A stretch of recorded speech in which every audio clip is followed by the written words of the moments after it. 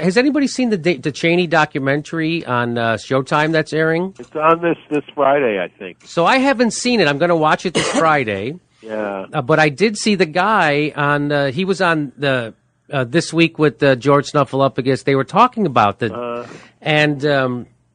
he. Well, I'm going to play a clip from the documentary. This is Dick Cheney talking about using torture to keep America safe, right? And this is what he has to say about it. It's pretty wild. Tell me what terrorist attacks is that you would have let go forward because you didn't want to be a mean and nasty fella. Are you going to trade the lives of a number of people because you want to preserve your honor?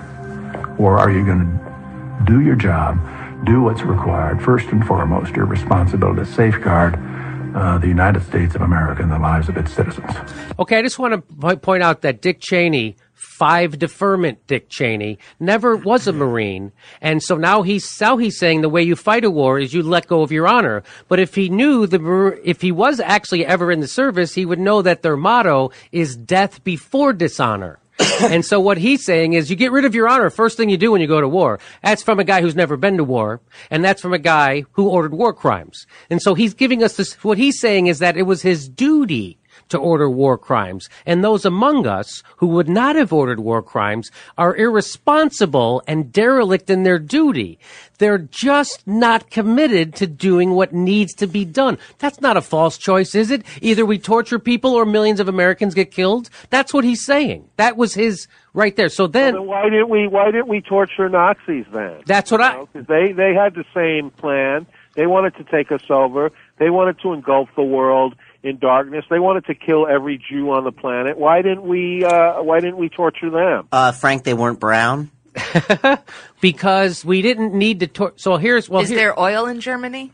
I just think his argument is that honor is a luxury. Doing what is right is a luxury. And anybody who is really responsible is willing to become a Nazi for their country. Hey, be a grown-up, be a Nazi.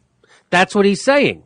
He's saying if you're not willing to become a Nazi and torture people in war, then you're not grown up enough. You are some kind of hippie who doesn't know the real world, like Dick Cheney, even though he's never been to war. Okay, so here's what the documentarian. This is why I'm really playing this, because we all know that about Dick Cheney. But here's the documentarian. Here's what he says that he was struck. He was struck by. What were you struck by? What's his? Struck by his comparison of honor and duty when he was talking about enhanced interrogation and his dismissal of honor as a value in the face of duty. Okay, so again, he wasn't a soldier, never did, but I think he's missing the point, and it'll be more clear here. Does not feel that it'll be more clear in this clip. Here's the documentarian. Does not feel that there's room for compromise, and that compromise is a quality that a strong leader has. And I think that it raises the question of when total conviction serves a democracy and when it can be problematic for democracy. Okay, so I'm just going to make this point. This guy who got to do a documentary on Dick Cheney doesn't understand why Dick Cheney did what he did, or the fact that Dick Cheney, when he says that thing about honor and duty, is lying. He's not actually telling him how he feels. And this guy is making the mistake of thinking, wow, this guy's really, it's the Rick Santorum defense. He really believes it. So it's okay. He has great conviction. Yeah. He's talking about it in a way that we have to, even if we disagree with Dick Cheney, we have to admire him. His conviction for doing war crimes. Strong conviction. For having a strong conviction of committing war crimes. But what he's missing is that you're being lied to by Dick Cheney, you documentarian. He doesn't really have that conviction. He doesn't have any idea about honor or duty. The reason why Dick Cheney ordered torture was to get those guys to give him cover for an illegal war that he was starting to fill the pockets of his friends. That's why when he goes, I was struck by his dismissal of honor, because it's not a real dismissal of honor, because it's not real conviction, because what Dick Cheney is doing is lying to you about why he ordered torture. He didn't order torture to keep us safe or because he cared about America or Americans dying. He couldn't care less. He ordered torture to get those terrorists or those people who were being held to admit that Saddam Hussein was in cahoots with the 9/11 hijackers, and they wouldn't say it. So that's why they tortured them. You don't torture people to get information.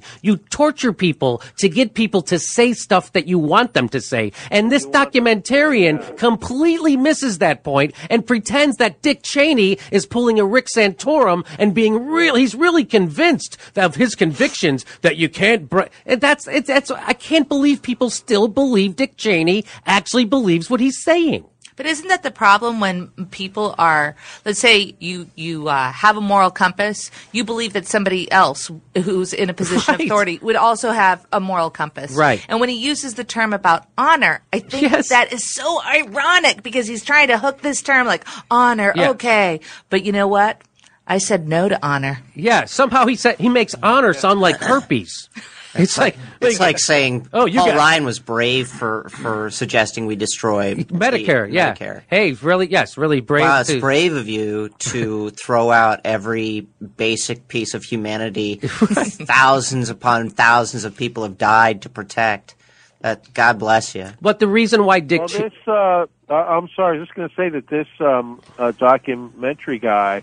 I'm very wary of him and skeptical about the documentary, and I'm afraid that watching it is going to get me really pissed off because the very fact that Dick Cheney allowed this guy to interview him makes me question his validity as a documentary. And he tried to tell George Snuffleupagus how hard it was for him to get it and how he just kept trying. And it's like, no, he knew after a while that you believed him. He knew that you weren't skeptical of the real reason why he ordered torture. I mean, how dumb do you have? And if you look at all the interviews he's done over the few years, it's been with like very subservient suck-up people like either Fox or Politico.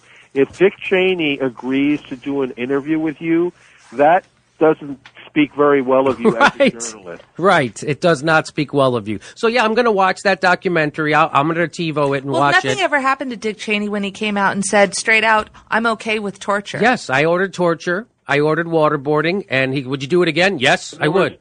There was a review in the New York Times today of this documentary, and it made me not want to see it. No kidding. It just says that the guy doesn't ask any follow-up questions, and he just lets Dick Cheney go on, and they intercut it with interviews with other people. But I'm sure I'm going to watch it, but I'm really kind of not looking forward to it. It's just I just can't believe how gullible you could be. Well, what really bothers me at the end of the clip is the pretension of him saying, like, it really creates questions about... Yes. No, it doesn't. No, it doesn't. No, it doesn't. No, it doesn't. Exactly. I mean, you're assigning a false patina of artisticness to something that at best is just a document of what a horrible human being this man is. Yes. And doesn't he describe his actions as if, like honorable or have to live with nasty and mean? He says, he goes, whose lives, how many Americans' lives would you trade for your honor?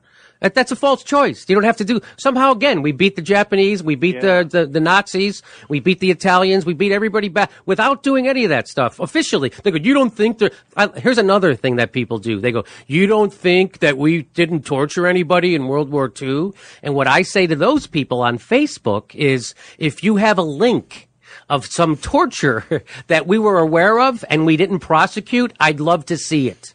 But until then, you're just speculating and talking out of your ass. This is torture that we know of that was ordered at the tippy top of government. This wasn't a couple of guys in the field somewhere who decided to waterboard somebody. Right. This was the President of the United States, the Secretary of Defense, the Joint Chiefs of Staff, the Secretary of State, all signing off on torture. And by the way, while all of their field personnel were saying, no, torture does not yield good information. Why would you ask us to do this? Right. But they never served in the military. That's why they were okay with torture.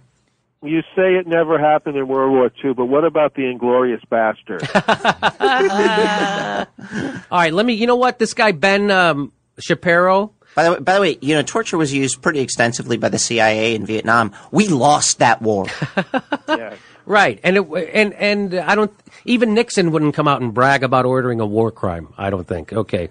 They used to be kind of afraid of it. They used to be, anyway. So, but they did learn from Nixon. They learned, Frank, that from Nixon, what Dick Cheney learned is that the real trouble you get in is when you try to cover it up. So what he started doing was admitting it immediately. And that was that. Yeah. And they started admitting it. Story's over. There's no story. They admitted, I ordered it. Well, when you have a complacent media, yes, that's not willing to portray you as a war criminal, and people who describe Bush and Cheney as war criminals in the mainstream media are considered on the fringe. Yes, mainly because the mainstream media helped.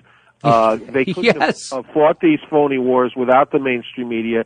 So Dick Cheney lives in an environment where he's not called out on it, so he can go and be interviewed by these people and say, I think torture is great, and there won't be any kind of major outrage about it. It won't be the first thing that you see on the news. There won't be a call to have him investigated and prosecuted. It's the environment that he lives in.